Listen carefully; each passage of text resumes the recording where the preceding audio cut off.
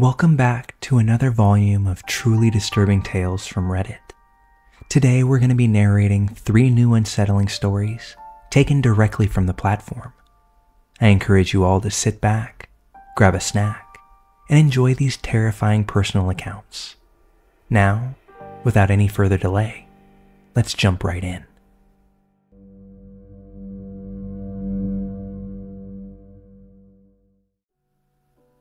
I enjoy taking solo camping trips. I find this to be an easy way for me to relax and just chill out. I went into the mountains yesterday morning and set up my tent in a campsite near a pretty popular mountain range near me. I had zero Christmas plans, so I thought I would go camping instead of sit at home. I also thought it would be an awesome time because I imagined there would be very few people at the site with me. I was correct, but a little surprised that I was actually the only person there. Everything was totally fine, and I was enjoying myself. I decided to call it a night early since I had done a pretty large hike earlier, and it definitely tired me out. At about 8 p.m., I began to clean up everything and got into my tent to wind down for the night. I passed out pretty quickly, but at about 3:15 a.m., I woke up to the zipper of my tent very slowly unzipping. Now, I'm a super light sleeper on these trips. I tend to stay on guard because, like I said, I was all alone. I also placed my head by the entrance of my tent for this very reason. I woke up, shook off the cobwebs, and immediately understood that someone was trying to come into my tent. I have a handgun I bring with me for protection, but have never fired it outside of the shooting range. Never once had I been put in a position where I needed to. But my adrenaline immediately shot up. I slowly grabbed my handgun and faced it towards the entrance. I decided to announce myself.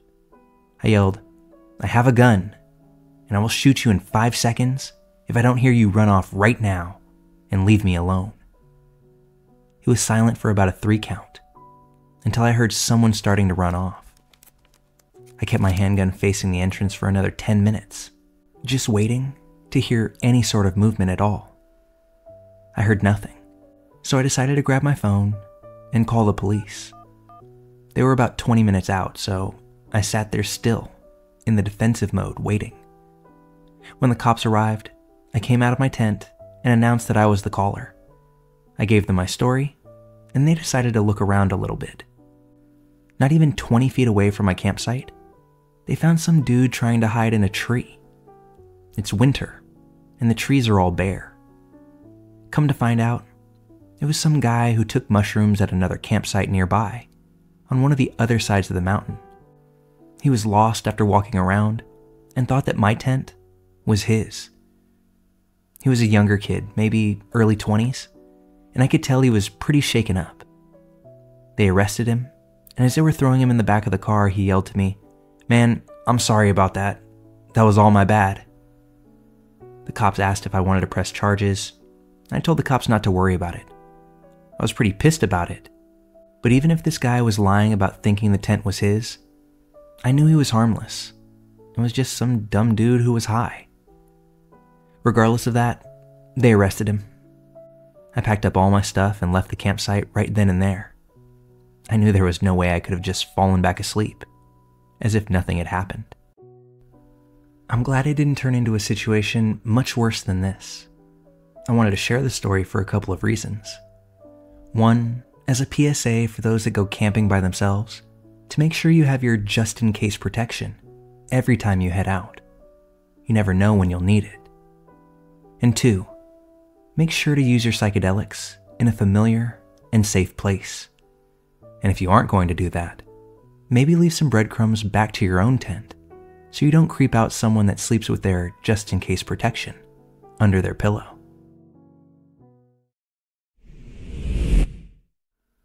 So I moved into a duplex with my ex about 3 years ago in what we thought was a safer part of the city.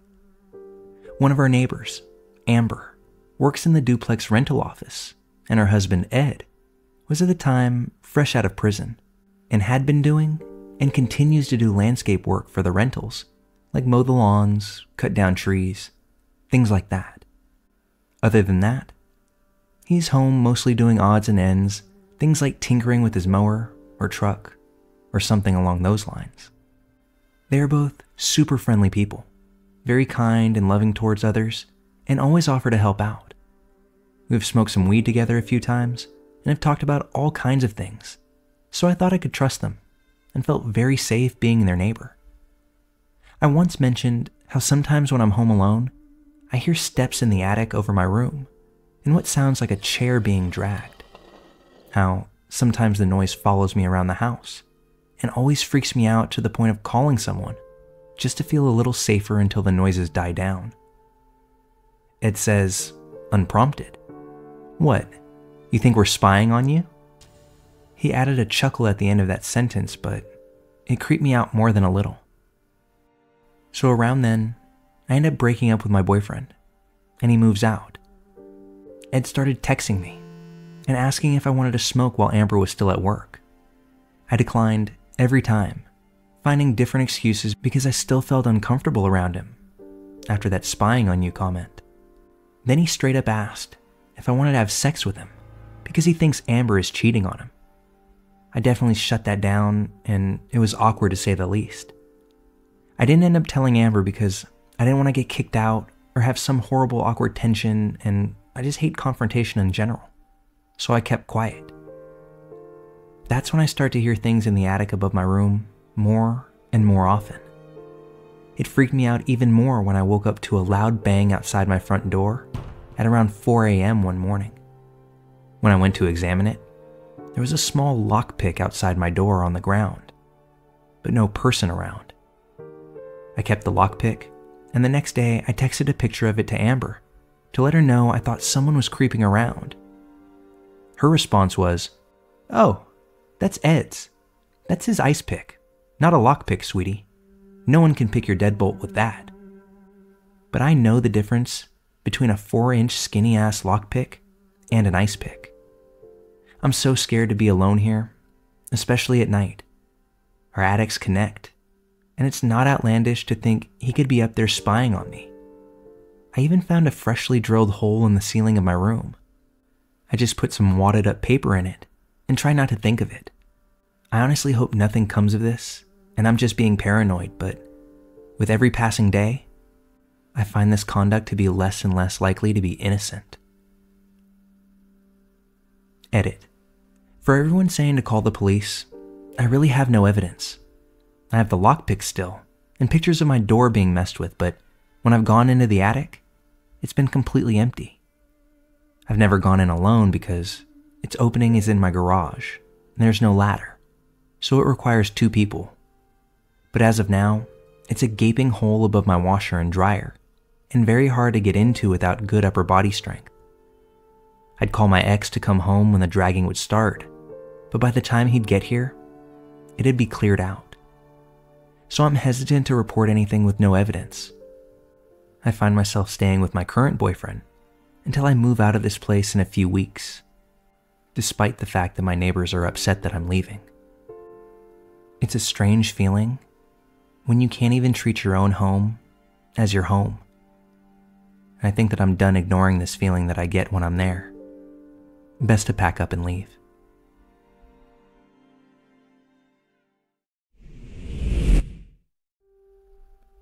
I'm a girl living in Northern Europe. I won't go into too much detail where this happened because I'm kind of scared that people will recognize me from this story. This tale takes place in October when I had a part-time job in this research center. This was in a bigger city, not like in the middle of it, but it was a 30-minute bus ride from where I lived at the time. Keep in mind that the workplace was in an industrial area, so the only people that really spent time in the area were the workers from these companies.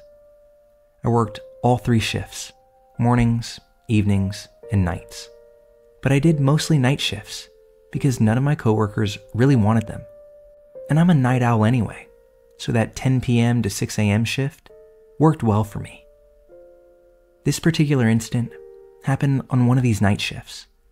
It was a Thursday night, and I was one of the 3 workers there that evening. We didn't work together. We were all in our own departments, doing different kinds of work. Also, relatively far from each other in the building. I worked at a chem lab, doing water analysis, so it was not any kind of customer service job. We were basically all alone, and it usually got really quiet and rather peaceful during these hours. We had no security guards, but it was quite impossible to enter the building without an identification card. All doors were locked, and everyone that worked there had these cards where you'd hold them in front of the sensor on the doors, and they'd open. But you weren't opening those doors without your card. You also have to use the card when leaving the building. These locked doors were not only on the outside, but on the inside of the building too. So if somehow someone managed to get through the first door without the card, they certainly couldn't get any further into the building. To the labs, for example. The door locks again immediately after you get in or out. Considering that fact, we never really had to worry about someone getting inside who was uninvited. This particular night, I took a bus and headed off to work. I greeted my coworkers that were leaving as their shifts had just ended and met the other night shifters in the women's dressing room. All normal. I was in a good mood, and so were my two coworkers. When our shift began, we parted ways and went to the different labs. I was 3 hours into my shift at around 1 a.m. when I decided to take my 20-minute break. Two coworkers had gone on their break much earlier than me, so I ended up going alone this time.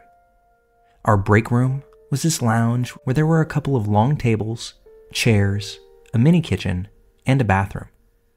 I'm not gonna lie, this big hall with old flickering ceiling lights was not my favorite place to be alone at 1 a.m. when the whole building is almost empty and it's nearly pitch black outside. There were big windows in the lounge, but I couldn't see anything out of them, just darkness. There was always the same eerie vibe at night. I couldn't quite place it, but there was always just the same eerie vibe at night. 5 minutes into my break, I decided to head outside to smoke a cigarette. I put a jacket on, took my stuff with me, and opened the door with my card. We had this smoking area in the back of the parking lot, about a minute walk from the front door.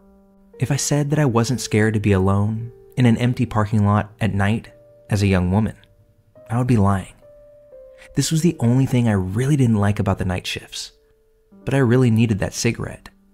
Nothing bad had ever happened, and I live in a generally safe country. So as usual, I just hoped for the best. There was this nasty white plastic chair in the smoking area. I sat in it, lit my cigarette, and from the smoking place, I could see clearly to the entrance of the building. There were bright lights above the door. Usually, I just stared at that door without even noticing it. I mean, it was nighttime in an industrial area, and there weren't many interesting things to look at. When all of a sudden, I noticed a person walking up to the door. It was a man in a trench coat and some elaborate top hat looking thing, holding onto a briefcase. I'd never seen this man before, in my work, or anywhere near this place. The man stood still in front of the door, hardly moving at all, facing it though. Even though nothing had happened yet, just this weird man standing by the door, I cannot even begin to explain how scared I was. I had to somehow get past that man to get back inside. He didn't know that I was there at that point, because he didn't see me. But what if he does something to me when I'm trying to get inside? Is he trying to get inside? What does he want? And who is he? This was the only door where I could enter the building from the outside, so I had no choice but try and ignore that man on the door and get myself back inside. What on earth is this weirdly dressed man doing in this area at 1 a.m.? There's clearly something he wants from us, and I wasn't even sure if I wanted to know what it was. I started my way back towards the man and the door, while he was standing there, not knowing that I'm here in the parking lot with him. The closer I got, the more scared I felt. I had to stop and think again. I knew it was part of my job to confront unwanted people trying to get in and tell them how to contact our customer services. But keep in mind that this was past midnight. Weird man who appeared out of thin air, and me, an 18-year-old girl, alone. I had this gut feeling that I should not go to that door. I decided to call my coworker that was there that night and ask if she could meet me at the door to let me in, so I didn't have to face this man alone. I slyly crept behind my coworker's car that was in the parking lot, to make the call. I was hiding behind the car in this position where I could still see the man through the car windows. I wanted to see if he would leave, and then where he went. My coworker answers the call, and when I start whispering in the phone, doing my best to explain the situation, I watch in horror as the man turns around and stares right at the car that I was hiding behind. I don't think he saw me, but he had for sure heard that there was a woman talking behind the car. What happened next? Straight out of a horror film. When this man found out there was someone behind the car, he started slowly and quietly approaching me, not knowing that I could see him through the windows of the car. But here's the thing. He didn't walk. He didn't run. He was on all fours, crawling towards the damn car. I couldn't even scream. I just froze out of fear of seeing this man crawl on all fours right at me. That's when the phone dropped from my hand. As this man got closer to the car, I see both of my coworkers opening the door, waving and screaming at me to run and come in. They didn't need to tell me twice. I made the dash and made it inside so fast that the man didn't even have time to react. When he got up and started running after me, the door was already closed.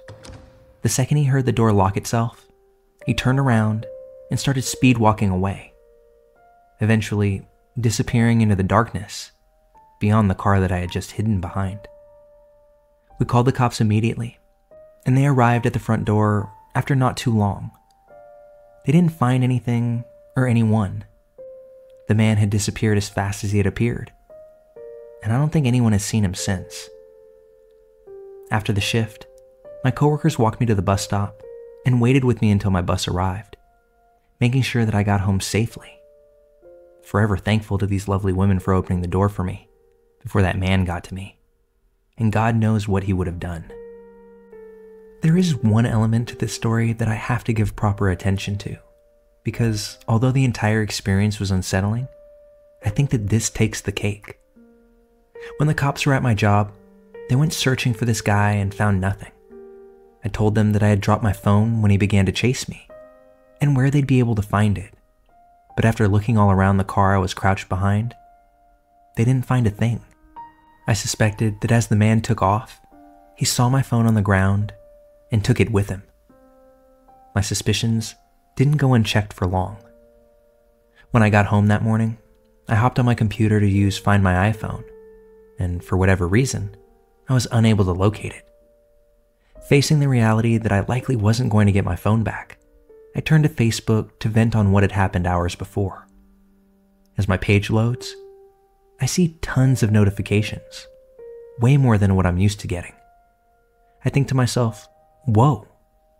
But the reason why becomes obvious almost right away. There had been a status update from me a few hours before, but there's no way it could have been me. It was made at 2:45 a.m., and I hadn't had my phone since around 1.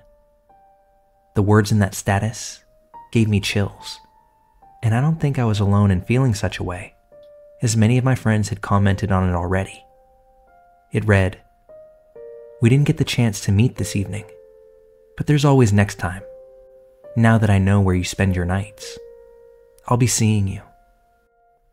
After reading that and putting together who had made that post, I immediately called my job and requested to be put on the day shift from here on out. No, you don't know where I spend my nights, and I for sure hope not to be seeing you.